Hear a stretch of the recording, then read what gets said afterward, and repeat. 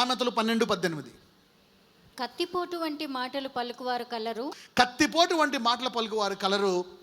జ్ఞానుల నాలుక ఏంటంట ఆరోగ్యం. అంటే కత్తిపోటు మాటలు ఏంటంట, ఆ పైన కత్తిపోటు మాటలు అనారోగ్యము.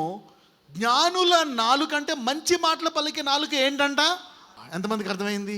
You see that you can stop the medication and turn around your body with your tongue. ఎంతమందికి అర్థమైంది? నువ్వు నీ మందులు నాపి నీ నాలుకతో నువ్వు ఆరోగ్యం పొందుకోవచ్చు. See that? That's the word of God can do it. So it is important. నువ్వు అనుకోవచ్చు కత్తిపోటు మాటలు అవతల తగులుతున్నాయి, కానీ అవి వచ్చి నీకు అనారోగ్యం కలుగు చేస్తాయి. మీకు తెలుసా, you can release a word and get a job. You can ask God for a job. Word can change and release N Angel and get a job. ఈ రోజు నుంచి ఈ వాక్యము ద్వారా నిరుద్యోగులందరికీ ఉద్యోగాలు వచ్చిన గాక. You see that now? A word, any area, it can change. The tongue of the voice is health. This is one area. ఇది ఒకటే కాదు, ఇంకా చాలా మార్గాలు ఉన్నాయి. ఇది వన్ ఆఫ్ ద ఏరియా మీకు చెప్తున్నాను అనమాట. నీవేం చేయాలో తెలుసా? నెగిటివ్ చూసినా పాజిటివ్గా మాట్లాడాలా. మన దేవుడు లేని వాటిని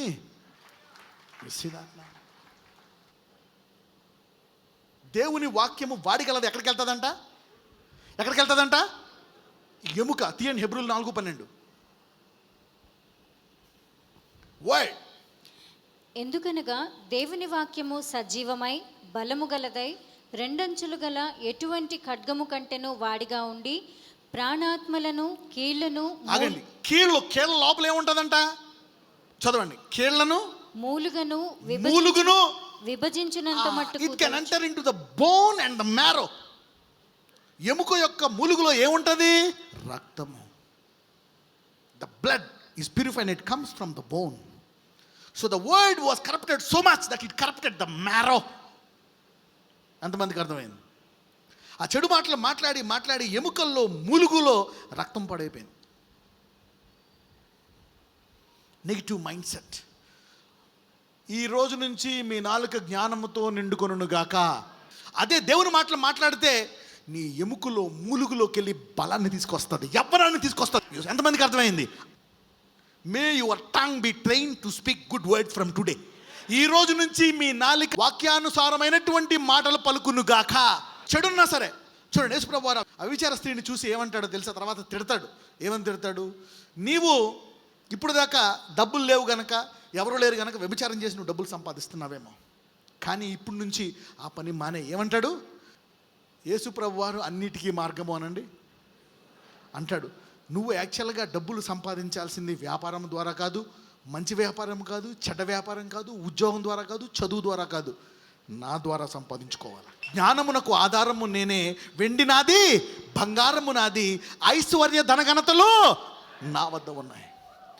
ఆయన పక్కన పెట్టి నువ్వు వ్యాపారం చేస్తున్నా ఆ వ్యాపారము తప్పు వ్యాపారంలో గెలిపోవచ్చు. ఎంతమందికి అర్థమవుతుంది? If Jesus is not the source, your business can corrupt you. ఆమెకు చెప్తున్నాడు అనమాట. నీవు ఎవరి మీద ఆధారపడాలా? నా మీద ఆధారపడు. నేను ఏంటి తెలుసా?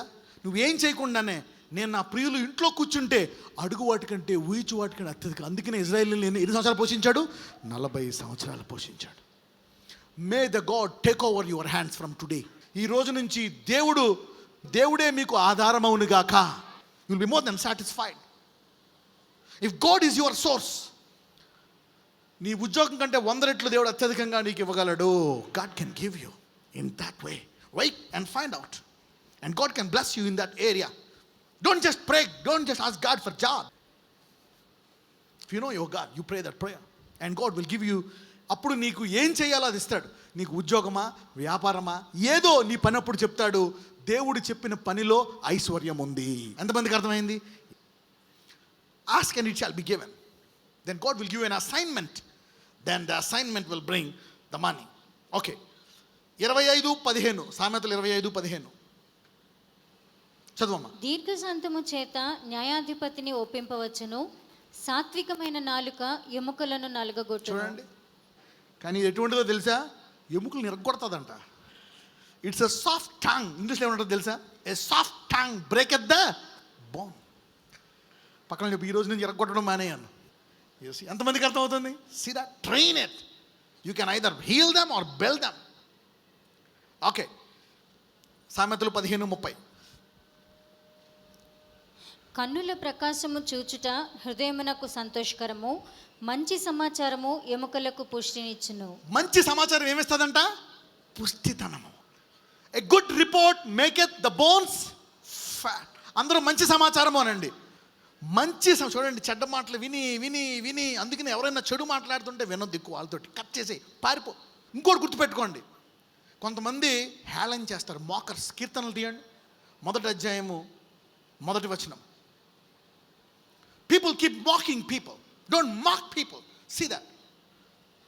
దుష్టుల ఆలోచన చొప్పున నడువక, పాపుల మార్గమున నిలువక, అపహాసకులకు. See that? The spirit of mocking. You know, the scorners resist wisdom. అపహాసము చేసే వాళ్ళంట జ్ఞానాన్ని వ్యతిరేకిస్తారంట. You nullify the wisdom learned by mocking. నీవు నేర్చుకున్న జ్ఞానముని అపహాసకము ద్వారా వ్యర్థము చేయక. పక్కనతో చెప్పండి, నీవు నేర్చుకున్న జ్ఞానము అపహాస్యము ద్వారా వ్యర్థము చేయక అనండి. Mocking nullifies your wisdom. ఎంతమంది జ్ఞానాన్ని నేర్చుకుంటున్నారు? ఈ రోజు నుంచి మీ ఎముకలకు ఆరోగ్యము కలుగును గాక. ఈ రోజు నుంచి మీ నాలిక జ్ఞానము నేర్చుకుంటుంది. దీర్ఘాయువు మీకు కలుగును గాక. యవ్వన బలము మీకు కలుగును గాక. You see that now? Wisdom. Today I'm suspending the deaths of many people by your tongue. అందుకే చెప్తారనమాట, మాకింగ్ రెసిస్ట్ విజ్డమ్. అందరూ చెప్పండి, అపహాసము జ్ఞానమును తిరస్కరిస్తుంది. రిపెంట్, పశ్చాత్తాపం అనండి. I'm telling you can repent and change. ఇప్పుడు ఒక్కొక్కసారి తెలుసా, నువ్వు ఏదైనా సరే నీ నాలుకతో జీవితాన్ని పాడు చేసుకున్నావు అనుకో, ఆఖరి క్షణంలో పరిశుద్ధాత్ముడు జ్ఞాపకం చేశాడు అనుకో, ఆ నాలుగుతో మళ్ళా నీ జీవితాన్ని తిప్పుకోవచ్చు. ఎంతమందికి అర్థమైంది? యాకోబు 3:6, జేమ్స్ 3:6. నాలుక అగ్నియే, నాలుక మన అవయవములలో ఉంచబడిన పాప ప్రపంచమై సర్వ శరీరమునకు మాలిన్యము కలుగచేయుచు ప్రకృతి చక్రమునకు చిచ్చుపెట్టును. అది నరకము చేత చిచ్చుపెట్టబడును. చూడండి, మరి ఈ పాప ప్రపంచం అంతటినే సర్వశరీరమునకు మాలిన్యం కలిగజేసి ప్రకృతి చక్రమునకు చిచ్చు పెడుతుందంట. You see that now? It can set the whole world in fire. It can set yourself in fire, your house in fire and your whole. ఏ నాలుగుతో అగ్గిని సృష్టించావో ఆ నాలుగుతో దేవుడు చెప్పాడు ఆర్పేసుకో అని చెప్పాడు. నీ నాలుగుతో రోగాలన్నీ తెచ్చుకున్నావా? అప్పులు తెచ్చుకున్నావా? ఈరోజు నీ నాలుగుతో తిరిగి నీ జీవితాన్ని కట్టుకో. ఈ రోజు నుంచి నీ నాలుకను పశ్చాత్తాపడి నాలుకను తిప్పుకో. Turn around your tongue, it will turn around. దేవుడు కృపగలవాడు. ఎందుకు కృపగలవాడో తెలుసా? ఆయన ఒక పదం మనకి విడిచిపెట్టాడు, పశ్చాత్తాపము అనే పదము. నీవు పశ్చాత్తాపడితే ఆయన నీ పాపాలన్నింటినీ క్షమించేసి రక్తముతో కడిగేసి ఎన్నిసార్లు అయినా కొత్త తైలంతో అభిషేకించి కొత్త జీవితాన్ని నీకు ఇవ్వగలడు.